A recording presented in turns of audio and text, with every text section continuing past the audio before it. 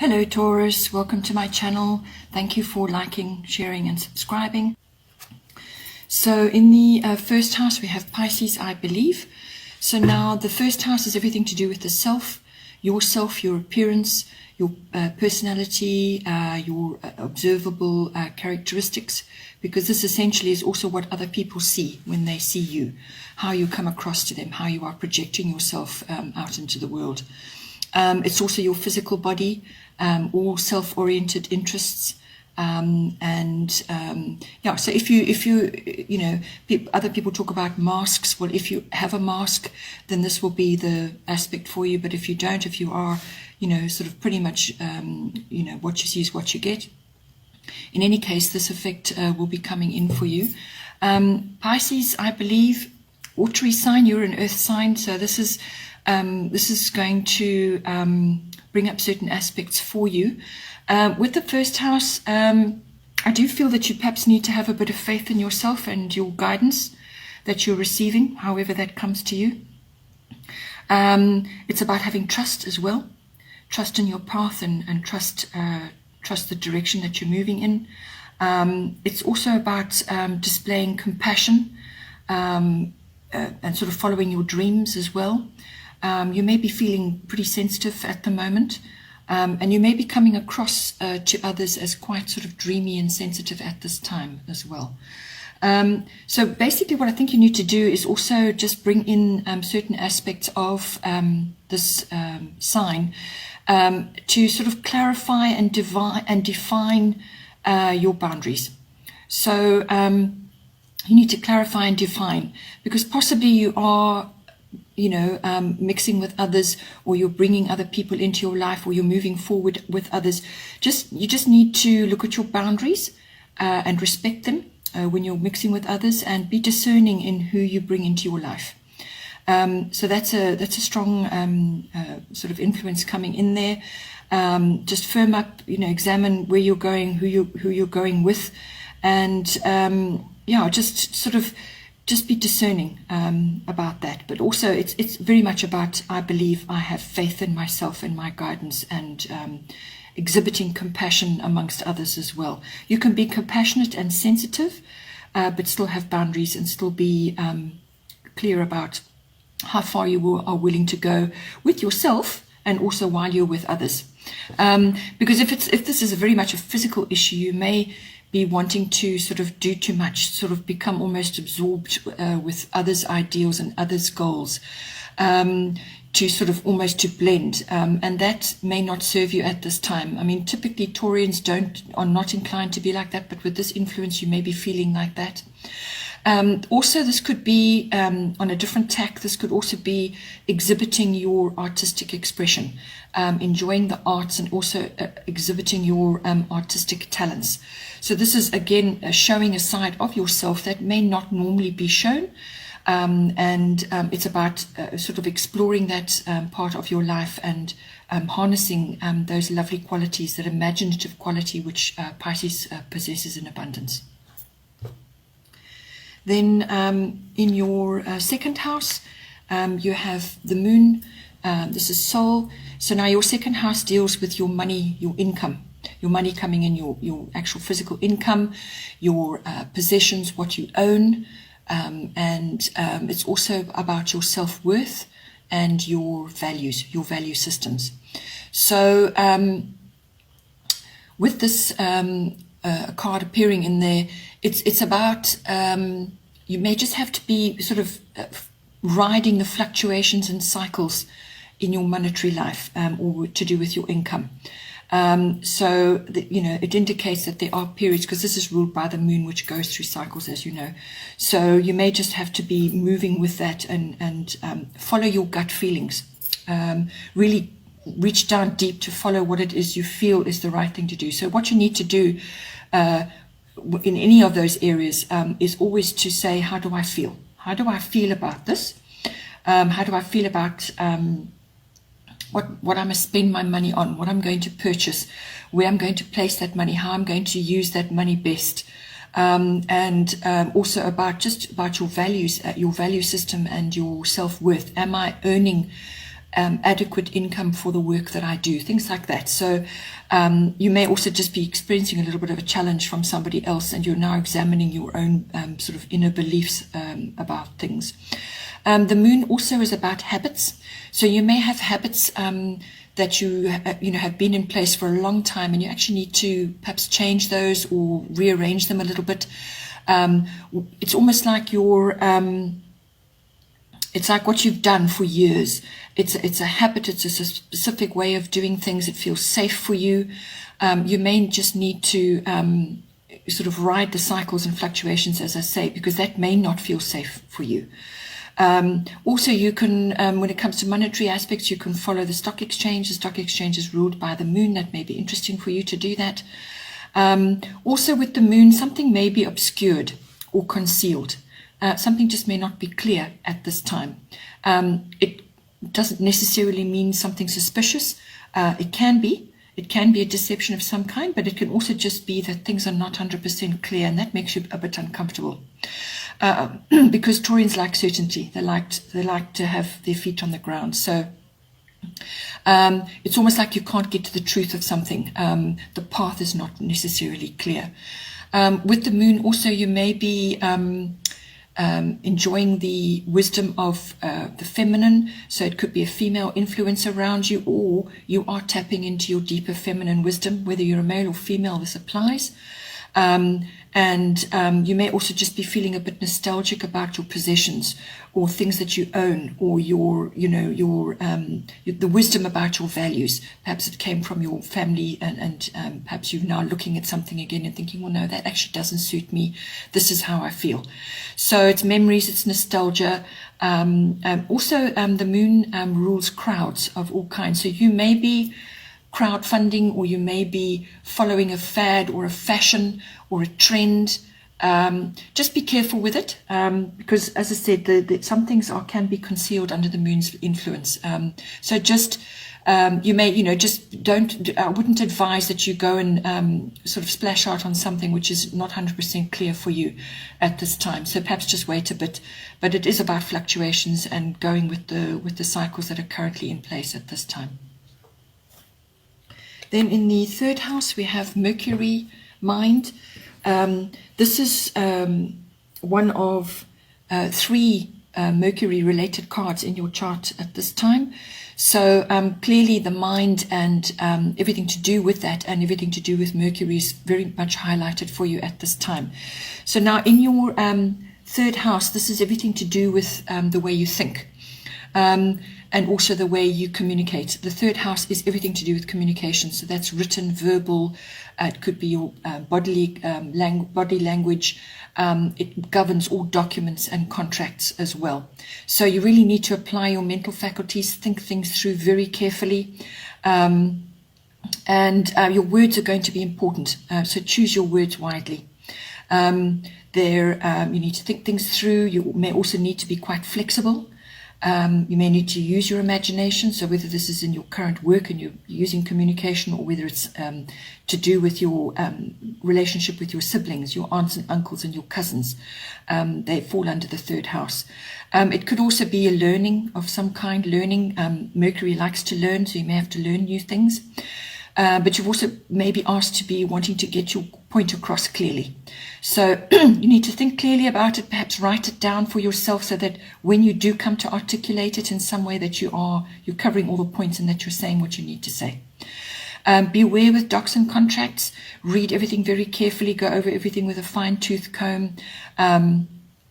Just read it through, and if you feel that you need a second opinion, well then, by all means get that. With this card, you may also have to talk into or out of something, because Mercury is all about, as I said, communication. That can be completely verbal as well. So you may just be feeling especially chatty. Just as I said, think things through, think about what you want to say. It's also about being fairly quick and agile when it comes to grasping concepts, or to getting your point across, or to making decisions about things. Technology may come in. as well in the third house. This is, specifically airwaves, anything to do with transmission of information via the air, but it's also just technology and all kinds. That could even just be an upgrade of a cell phone. Also, this covers Mercury, because it's about verbal things as well. You could be hearing gossip, or you could be involved in gossip, so just be very careful with that. And also glibness comes in, being too glib, or sort of, as I said, talking your way in and out of something. The third house also covers quick trips. This is local journeys. Ninth house covers international. This one covers local journeys. You may just feel quite restless and you want to get out. You want to go out and be stimulated, enjoy your various types of fast-moving activities or social activities, or just interesting places that you would like to visit. And that's really appropriate at this time, because you may just be feeling a bit like you're stuck and you need to get out, you need to go and explore, you need a little bit of adventure in your life. So this will be quick trips. It could be, spontaneous. You may be required to be spontaneous. Don't overthink things. If you feel like going out, just jump in the car and go. Just look at it like that. Also have a look at your vehicle, your car. If you are going to be going on any kind of trip, you're Taurian, so you're going to naturally be methodical and careful. But this is just a reminder with your vehicle as well, to check it over. And this also, your vehicle may come in possibly with a purchase or a change or something like that. And Mercury in there is, as I said, just examine the documents and the contracts as well, and go over everything and be very clear. Don't be careless and overlook something. You really need to apply your mental faculties as well. Then in the fourth house, we have solar eclipse, which is revolution. So this indicates a change of some sort in your home or with your home. So you're either relocating or you're moving, or it could be the change of people in your home. Something is being changed. It's coming for you. It could be an unexpected upheaval of some sort, which will propel you forward. It's a necessary change. It's necessary to move you into a better position, or to bring about certain things.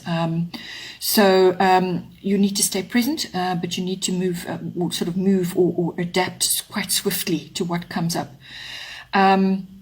It's something that's needed. It's a change that needs to happen.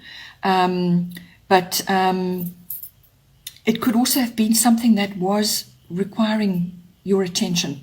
It could be something that was sort of brewing or in the background. And now all of a sudden here it is, and it causes a massive upheaval. So it's that kind of quickness that it comes at you. And it could just make you feel really quite uncomfortable. You're going to feel out of your comfort zone. There's a rearrangement of some sort.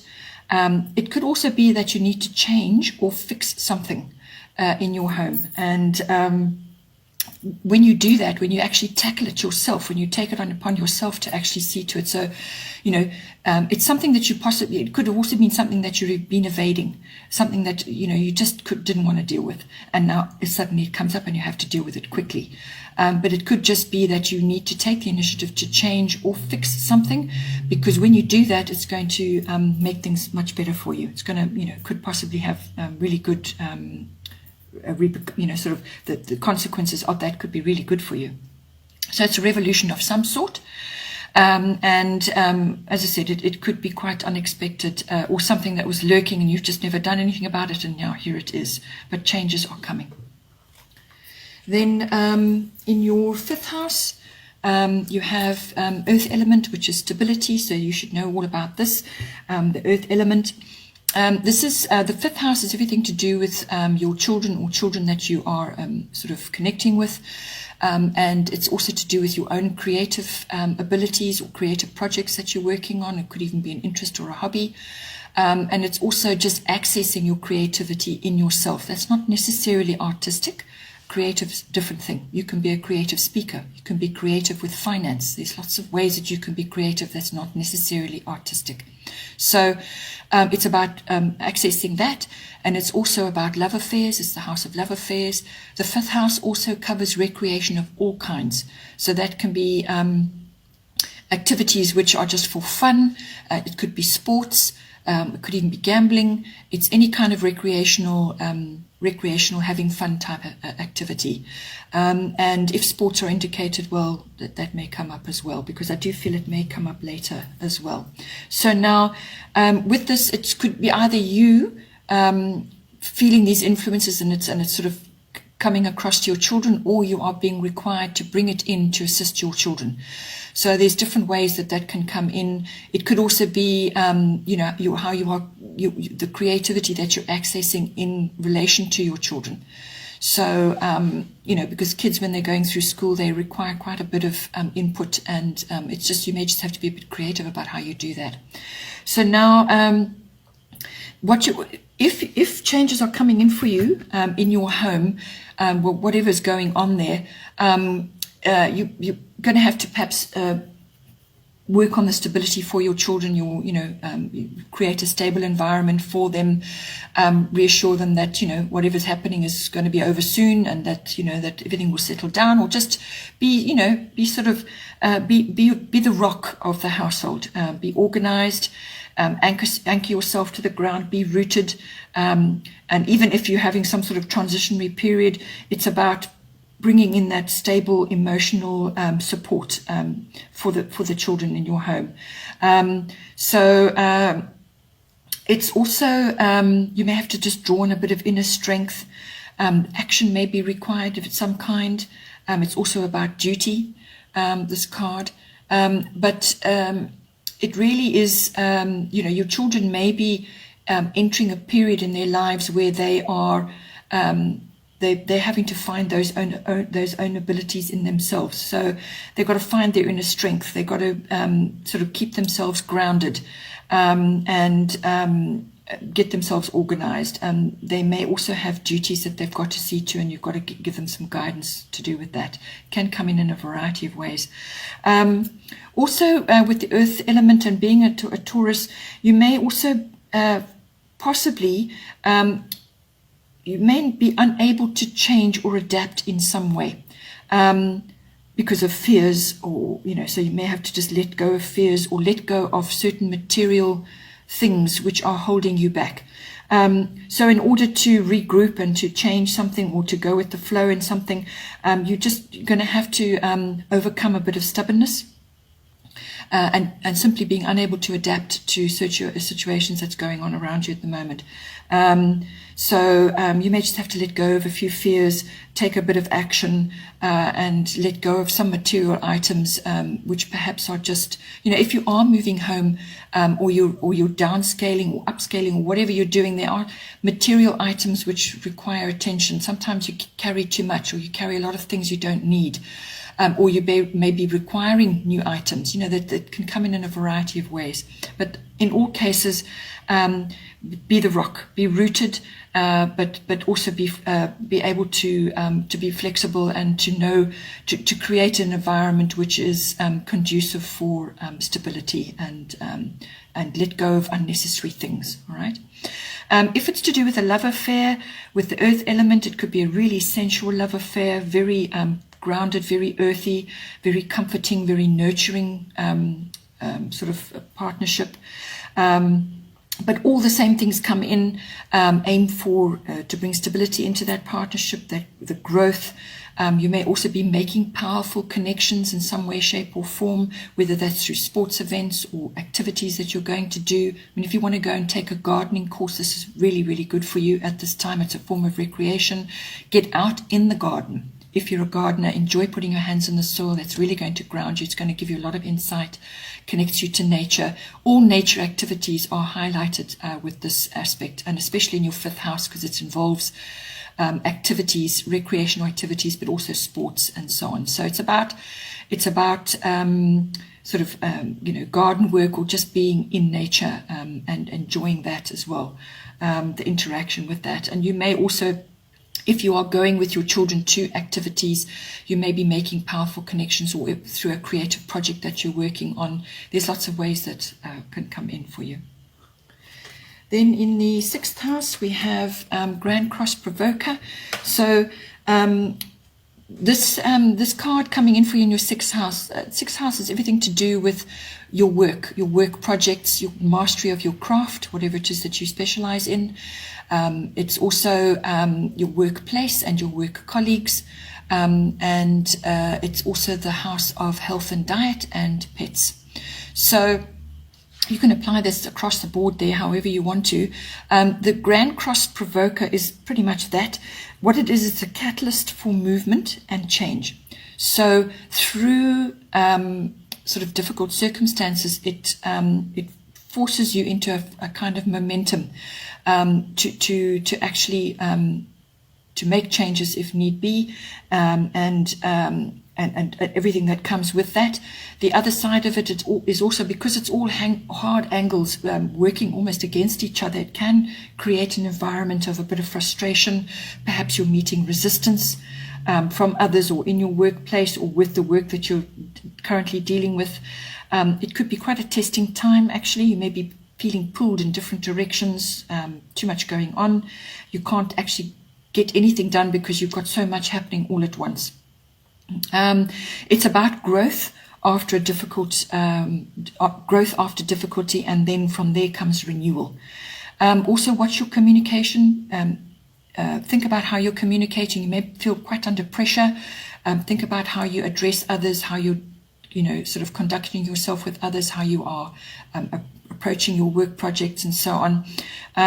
It also could mean that you may be juggling a variety of talents and abilities that you have, or you could be in a team environment and you're juggling a whole lot of different types of people, and you're trying to move things forward, and it's juggling all of that. So it's either in yourself or in the others that you're working with, or it could be various elements of your work project that you're trying to sort of bring together.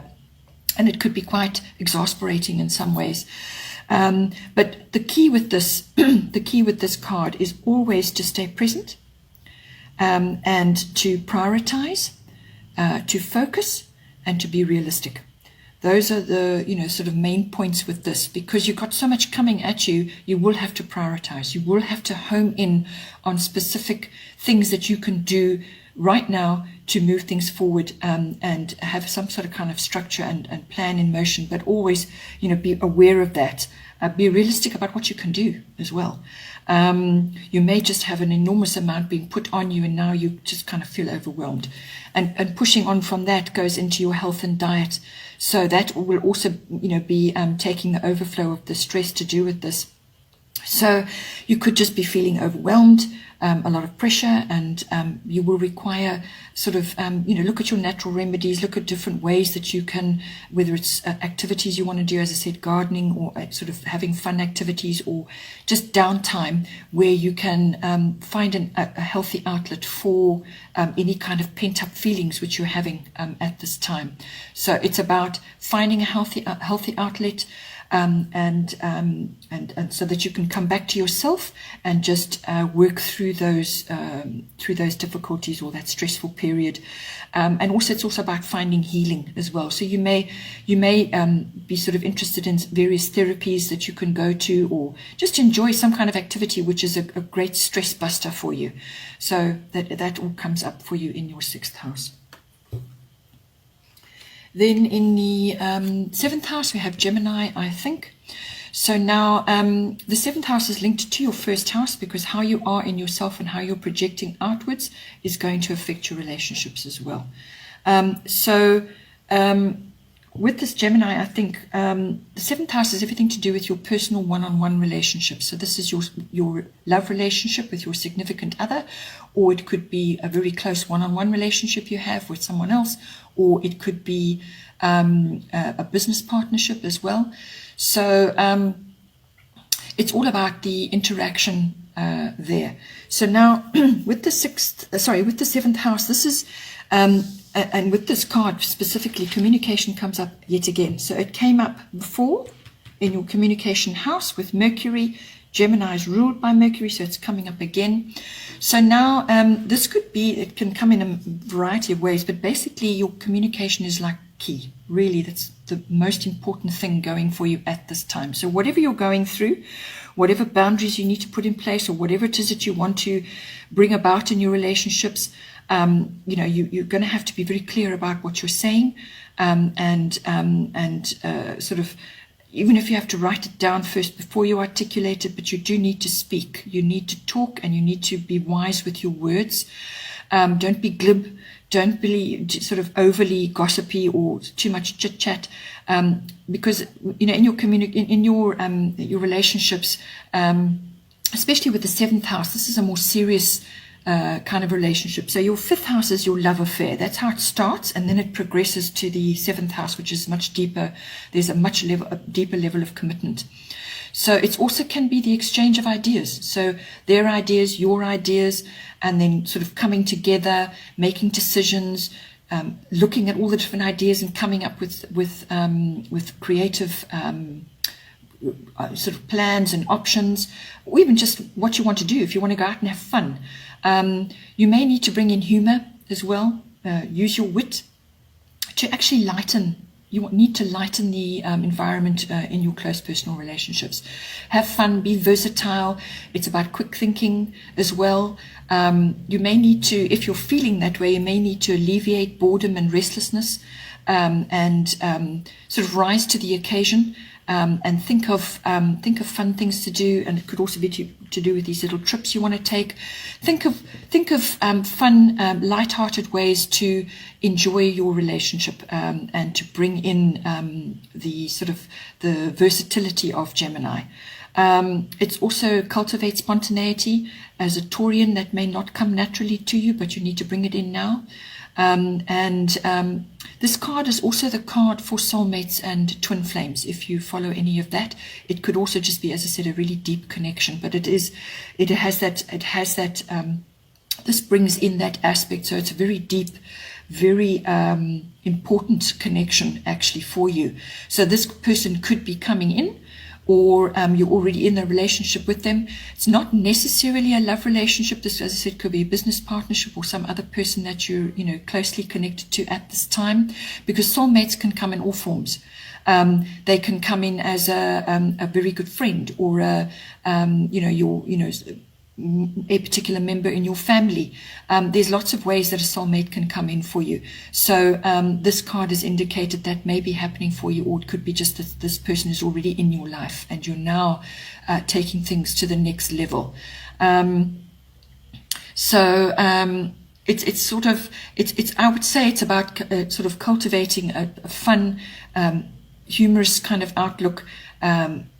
Cultivate spontaneity, be versatile, and think of nice ideas, and enjoy communicating with this other person, because it's really going to be important for you. Then in the 8th house, we have another Mercury card. This is Mercury retrograde, which is all about reinvention. So now the 8th house follows on actually from the 7th house in many ways. The 8th house is everything about the deeper merging of emotional and material resources between committed partners. So whether that's a love relationship or whether it's a business partnership, it's all about the merging of the two, the joining of the two, at a very deep level. And it's all the, as I said, the material things, but also the emotional resources as well, and all that entails. It's also about, the 8th house also deals with other people's money. It also deals with big finance, like investments, insurance, tax, and accounting, banking, legacies, inheritance.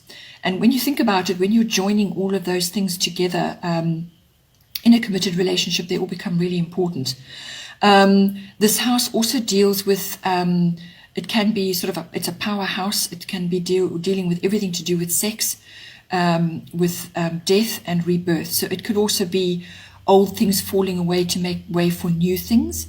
So it could be old ideas, old ways of thinking, and now you're now going to be moving forward to another level, which incorporates the opinions and ideas of another, or others, especially if you're thinking about dealing with other people's money.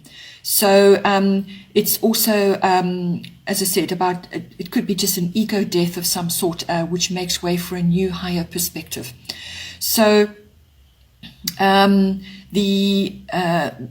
with this card, Mercury retrograde, which is reinvention, this is not a time to be signing contracts or making big purchases, any kind of commitment on that level. It's not a time to be doing that, not now. Because with Mercury retrograde, it appears to be going backwards in the sky. It's an illusion, it's not the truth, but what it does is it forces you to go back over what has already been covered again. So you may want to move forward with certain plans, and you want to sort of rush in, which is a kind of a Mercury thing, rush in to go and sort something out. It won't work, basically. It won't work, or some aspect of it will simply just be misunderstood, miscommunicated. Things just go wrong, or there will be delays, and it's a kind of back to the drawing board. That's what this is about. So you may need to take another look at your finances as well. So make use of this period, because this is actually a really, really useful period to go back to the drawing board and come up with a better plan, really, to iron out the kinks, or to pick up mistakes that have been made, or errors that have kind of crept in somehow. Nobody knows how they arrived, but they did. It's a time to go over everything, to contemplate, and to come up with a better plan. Anything with a re in front of it. So that is, it's a sort of repeat, revision, revisit, release, realign. It's everything to do with that, even renew. So, it renewing your love connection with somebody else, but not necessarily marriage, because that involves a contract. All right. So just, if you can delay things for a period, normally a retrograde period covers about 3 weeks, more or less. This is a general reading for July. So, you will see indications of it in other aspects of the eighth house. So, it could be that something you say just gets misunderstood, or something that you've written in an email or a text or a WhatsApp or whatever just gets all out of kilter, and now you've got to go back and correct it. What you said, what you did, or just something just doesn't get sent. Emails don't get sent, things like that. Just be careful with signing anything. It's also, you need to back up any tech that's involved in your relationship, or to do with your money, any kind of technical, whether it's your computer or your phone. Back everything up, and just avoid big money purchases at this time, because there could be a very unpredictable outcome for you, which will then force you back to go and sort something out.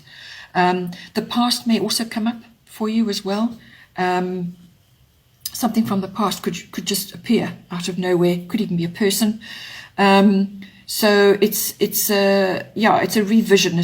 Just be careful with your paperwork and your documents, and rather, if you can, put off those kinds of big commitments to another time, and then just wait until the energies have shifted, and then you can move forward. But it will just feel like a period where you will then be forced back in some way to go and readdress something again. Then in the 9th house, you have Aries, I am. The 9th house is everything to do with international travel. It's also to do with the world. So it's connecting to the world in some way. So that's foreign countries, foreign people, foreign concepts, foreign cultures, anything like that. It could be an import-export situation you're involved in. So it's everything to do with international travel. It's also adventure and exploration, which is right up Aries Street.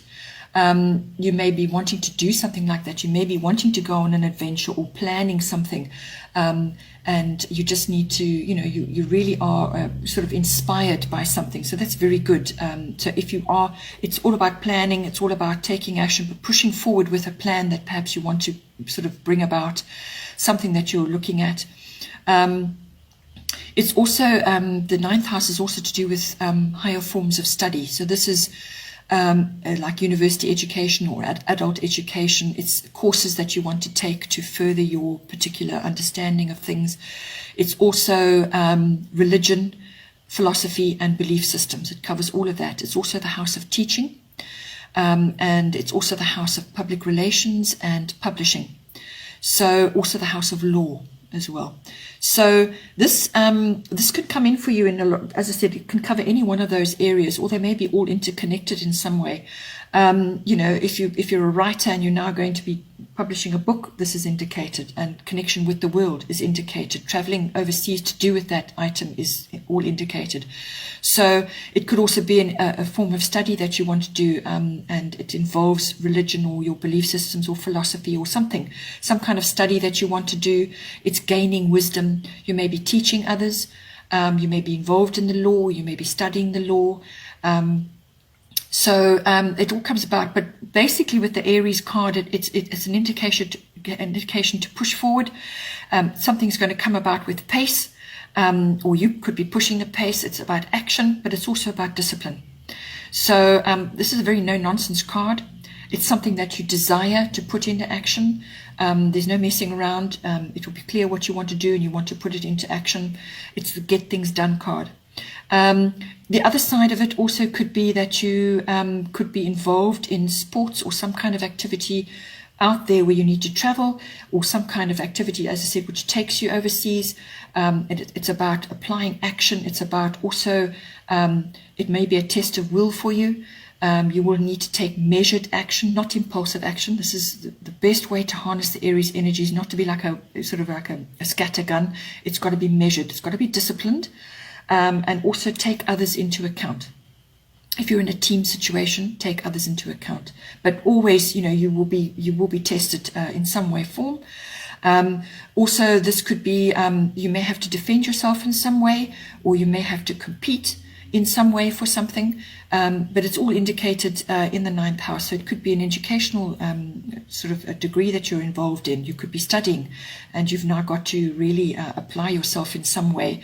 Or it could be a legal action that you're wanting to take. This covers the higher courts. But it's action oriented. It's about your desires, putting your desires into place, but also always try and go for the discipline and measured response as well. Then in the 10th house, we have Saturn Truth. So 10th house is everything to do with your career, your ambitions. It's also authority figures in your life. And it's also about your public status, your reputation, and your fame. So there are lessons to be learned here. This is about playing by the rules and playing fair. So with Saturn in this house, it can be quite a difficult thing to face.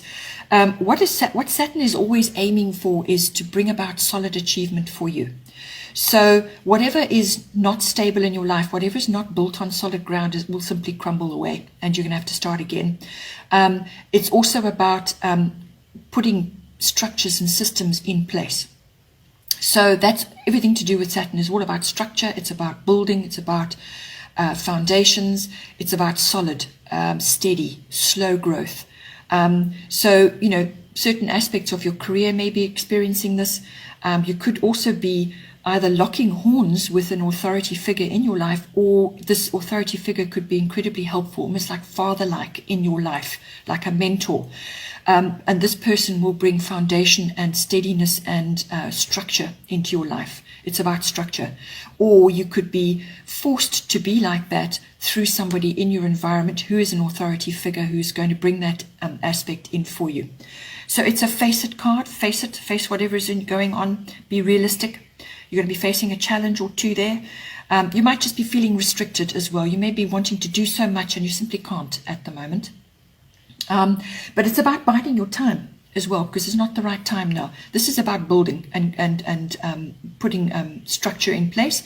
The success and the rewards come later.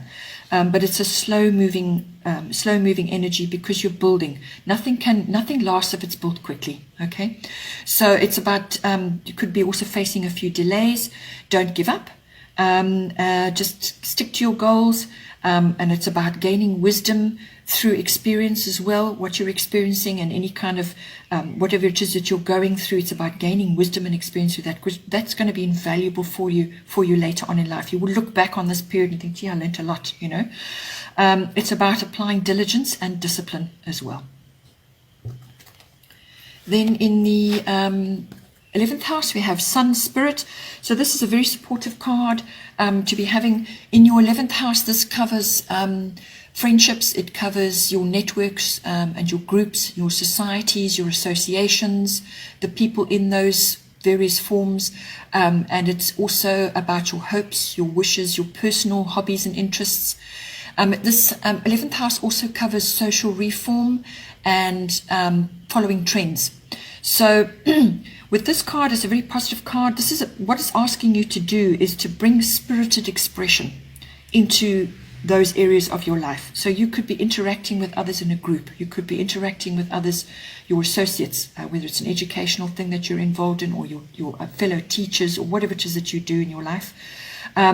It's about bringing your strength, your warmth, and your dynamic side to the fore in this. It's about showing up, really. It's about showing up. It's also about your vitality, sort of bringing that into what you're doing. You could also be in the limelight. It's about being noticed. So you could be put on the spot to produce something, or to say something in a group setting, or to just show up, as I said, and produce a result of some way. And it's going to get noticed by others. That action is going to bring you some kind of recognition. But it's going to be something that you're going to feel, and you're just going to do because you can do it, and you're going to bring your whole self into it. And that's going to be noticed. Your genuine, authentic self is going to be noticed. It's also about leadership and confidence. You're going to have a fair bit of influence and charisma at this time. So, as I said, it could be in any one of those areas in your life. If it's a group setting, or an association, or a society that you're a member of, you could be going on a sports tour, as I said, and now you're having to bring this in. Or it could also be that you have a friendship which is coming in for you, or this person that you are a friend with is displaying these wonderful spirited qualities, and you're just soaking it up, you're enjoying it. They're bringing a lot of strength and dynamic energy into it, or you could be bringing that into your friendships as well. And it's also about interest, being energetic and interested in what it is that you're doing. Okay. Then in the 12th house, we have Black Moon Lilith, which is mystery. So now the 12th house is quite a broad house again. It's basically unconscious, your unconscious, deep unconscious beliefs and your unconscious self. It's also about solitude and reflection. It's about deep understanding of yourself. It's also about your spiritual life. Your meditation, your mysticism. It's also about healing, and it's also about finding a resolution, and possibly there could be an ending of some sort. But it's also karmic inheritance if you follow that, and you may it's also about seclusion of some kind. But now I feel with this card coming in for you on the 12th house, I think it's about possibly avoid harboring negative feelings. So negative feelings can be all kinds of things. It could be jealousy, it could be envy, it could be revenge, it could be obsession, it could be very deep-seated emotional drivers which are present in you that you perhaps haven't quite understood. But it's about avoid harboring, negative emotions about others, or about your situation, or about what is going on. It's about examining your attitudes and beliefs towards others and towards a situation, because you may be forced to do that in some way or another, and through examining that and looking at your unconscious beliefs and trying to understand yourself a bit better, through that you will find your truth, and you will understand better what is your truth, and it's about standing your ground as well. It's also about not giving up on certain aspects. Certain things may be pushing you, and you've got to just keep plodding on with a course of action which you have chosen. Just examine it, your attitude and your beliefs about that, and find your truth as well. You could also be at this time feeling like you've been overlooked or slighted. So if you are feeling slighted in some way, or like that something has occurred in your environment which is kind of, it's really annoyed you, kind of sort of made you go look within, and now you're kind of harboring negative feelings about that. Especially I'm thinking to do with your career, and your work projects. You could just be feeling like you've just got too much on your plate and that it's not actually fair. So there could be feelings to do with that. It could also, it's about looking at yourself and your attitudes and your beliefs and just finding a really positive outlet for those negative feelings, a healthy outlet. So whether it's meditation or just spending time in a retreat or in your own space, sort of doing something which is going to help you exercise at a healthy outlet, whether it's, as I said, it's meditation or some kind of deep reflection. It's also you could be feeling quite rebellious at this time about certain things. So all of these things could be sort of hidden. They could be sort of bubbling under in your psyche. And you need to get those out. You need to exercise that, find ways of a healthy outlet, whether it's gardening or doing something which is a reflective activity, some kind of meditative activity. It could be walking, it could be cross-stitch, it could be embroidery, or just something which is a healthy outlet for you where you can exercise your way, or you can work through those emotions. It's also the it's accessing your deeper hidden emotions about aspects going on in your life at this time. The 12th house also deals with escapism of all kinds. So as a Taurian, you can also be quite elusive sometimes about something if you don't want to make a decision, or you don't actually want to move forward on something because you're not happy about an aspect, or you just don't feel that it's the right thing to do. So don't slip into some form of escapism to avoid dealing with issues. You do need to deal with them still as well. So as I said, examine your attitudes, your beliefs, and your truth. Find that, and then work through that. And sort of, it's don't let things fester. All right, get it out in the open, deal with it, and move on. Okay, Taurus, hope you enjoyed that. Have a wonderful month, and I will see you next time.